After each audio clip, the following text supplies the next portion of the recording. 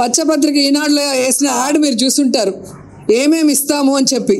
So అదే manifesto ఉండాలి కదా ఈరోజు అధికారంలోకి వచ్చాక. దాంట్లో ఆడబిడ్డ నిధి కనిపించలేదు. ఒక ఆడపిల్లకి 18 ఏళ్ళు దాటితే 1500 ఇస్తాము, ఎంతమంది ఆడపిల్లలు ఉంటే అంతమందికి అన్నారు, ఒకరికి ఇవ్వలేదు కాబట్టి దాన్ని తీసేశారు. అలాగే మీరు చూస్తే నిరుద్యోగ భృతి, ఉద్యోగం ఇస్తాం లేదా నిరుద్యోగ భృతి 3000 ఇస్తామన్నారు, అది కూడా సూపర్ 6లో ఉన్నది తీసేశారు. అలాగే ఎస్సీ ఎస్టీ బీసీ మైనారిటీకి 50 ఏళ్లకే పెన్షన్ ఇస్తాము అని చెప్పారు సూపర్ 6లో. కానీ మొన్న అనంతపూర్లో జరిగిన సూపర్ 6 సూపర్ హిట్ మేనిఫెస్టో ఏదైతే యాడ్ ఇచ్చారో దాంట్లో అది కూడా లేదు, 50 ఏళ్లకు పెన్షన్. అంటే వీళ్ళు ఇచ్చిన సూపర్ 6ని మార్చేసి కొత్త సూపర్ 6లని ఏవో ఫోటోలు పెట్టుకొని సంబరాలు చేసుకుంటున్నారు. దేనికి మీరు సంబరాలు చేసుకుంటున్నారు? ఈరోజు ఆడవాళ్ళని ఆత్మహత్యలు చేసుకునే విధంగా, ఆడవాళ్ళని రేప్ చేసి ముక్కలు చేసి చంపేస్తుంటే కూడా ఆ కుటుంబాలకి సమాధానం చెప్పకపోకుండా సిగ్గు లేకుండా సంబరాలు చేసుకుంటున్నారా ఈ రాష్ట్రంలో? ఇప్పుడు సిగ్గు వాటి గురించి ఎందుకు మనం మాట్లాడడం అవసరమా? సిగ్గు లేకుండా ఇవన్నీ ఎందుకు? రాష్ట్రం అంతటా ఏదో అంటున్నారు చూసారా, ఇక్కడ ట్యాగ్ వేసుకుందాడా, అక్కడ లాంచ్కి వేసుకోవాలా, ఇక్కడ రిప్రజెంటేషన్లో బయటకు మాత్రం టిప్ టాప్ వచ్చేసింది అక్క. Okay fine. ఏంటి మేనిఫెస్టో ఆ రోజు వాళ్ళు ఇచ్చిన దాంట్లో ఉన్నది సూపర్ 6 సభలో పెట్టకుండా మోసం చేశారు.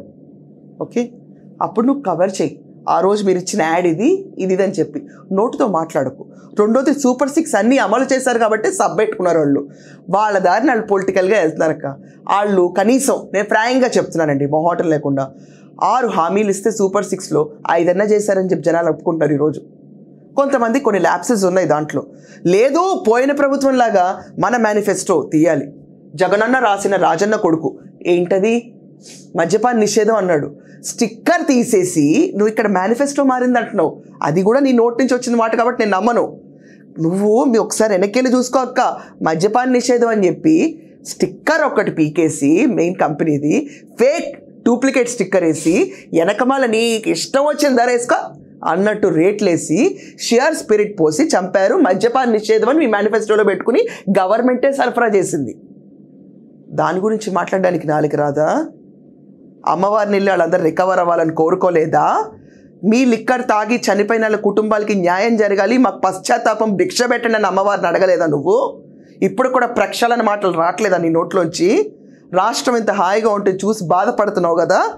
ఎక్కడెక్కడ అందరూ బాగుపడిపోయి జవసత్వాలని పుంజుకొని మళ్ళీ ఓట్లు లేకుండా పోతారేమో అని ప్రతి ఒక్కళ్ళని బానిసల్లా చేసి బెదిరించి రాష్ట్రంలో ఎవడెటెళ్ళినా కూడా ప్రతి ఒక్క ఎమ్మెల్యే నాలిక కత్తిలాగా వాడిచ్చి యాన్సిలరీ ప్రాపర్టీస్ లాగా బోరగడ్డని పోసాన్ లాంటి వాళ్ళు కూడా పెట్టి సజ్జల గారు కొడుకు కూర్చుని భార్గవరెడ్డి డైరెక్ట్గా స్క్రిప్ట్లు పంపించి ఇష్టం వచ్చినట్టు షర్మిలారెడ్డి పైన మాట్లాడించి నువ్వు మహిళల గురించి మాట్లాడుతున్నావు. ఈరోజు నీకు ఒక శాంక్టిటీ ఉంటుంది.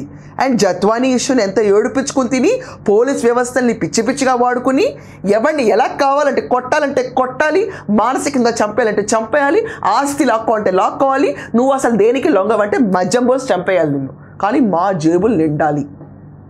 ఈ పైశాచికత్వం అన్నిటికీ ఆన్సర్ రాలేదేంటి రోజక్క?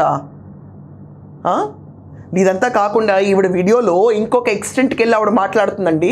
ఏంటంటే డిప్యూటీ సీఎం పవన్ కళ్యాణ్ ఎక్కడో కూర్చొని షూటింగ్లు చేసుకుంటూ ఉంటాడు. నువ్వు చేస్తున్న బతుకు జట్కా బండి గురించి చెప్పు ముందు. మీరు కాసిన శవకాపరిలాగా చేసిన పనుల గురించి చెప్పండి, 5 ఏళ్ల గురించి. ఆయనకున్న స్పేర్ టైంలో చేసిన షూటింగ్ ఇంత రాద్ధాంతం చేస్తున్నావు నువ్వు. అంటే పొలిటికల్గాను సినిమా సర్కిల్లోనూ పవన్ గారు హిట్ అవుతున్నారు కదండి. Is getting a good name పాలిటిక్స్లో, అలాగే సినిమా ఫీల్డ్లో గుడ్ నేమ్ ఉంది. అండ్ మరీ ఘోరంగా వీళ్ళకి మీరు విపరీతంగా పరీక్ష పెట్టినట్టు కూటమి ప్రభుత్వం మేము విడిపోవన్నట్టు ఇలా గట్టిగా మనం ఫెవిక్విక్ అతుక్కున్నారు కదండి చంద్రబాబు గారు పవన్ గారు.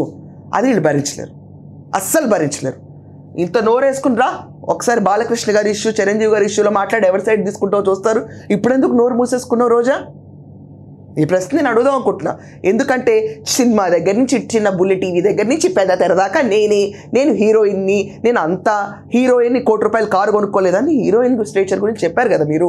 చెప్పినప్పుడు ఫిల్మ్ ఫ్రెటర్నిటీకి సంబంధించిన చిరంజీవి గారి పేరు, బాలకృష్ణ గారి పేరు, నువ్వు ఆఖరికి గ్యాలరీలో బాలకృష్ణ గారు కూర్చున్నా కూడా సెల్ఫీ తీసుకున్న సెల్ఫీ గర్ల్వి కాబట్టి ఫ్యాన్ మూమెంట్ తప్పేం లేదు, ఆ విషయంలో నేను ఎక్కడ తప్పనట్లేదు.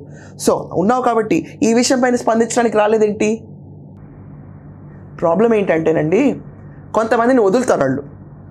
ఎవరు చిచ్చు బాగా చేయగలుగుతారని. నిన్న దాసరి విజ్ఞాన్ గారి షోలో నేను రియలైజ్ అయ్యాను ఒక పాయింట్ ఏంటంటే, అందరూ జగన్మోహన్ రెడ్డిని బాలకృష్ణ గారు సైకోగాడు అన్న విషయం గురించి వీళ్ళు పెద్దగా ప్రస్తావించారు. భారతీరెడ్డి గారికే పట్టలేదు ఆ పాయింట్.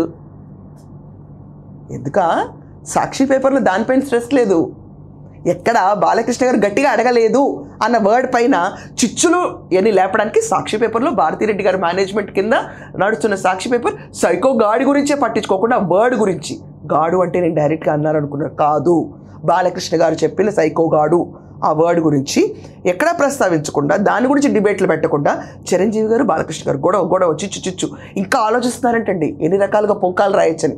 ఆ పొంకాల్లో ఈవిడికో చాప్టర్ ఇవ్వాల్సింది, తెలిసిపోయేది నెక్స్ట్ టైం ఎవరి పక్కన నుంచి ఉంటుంది అనేది.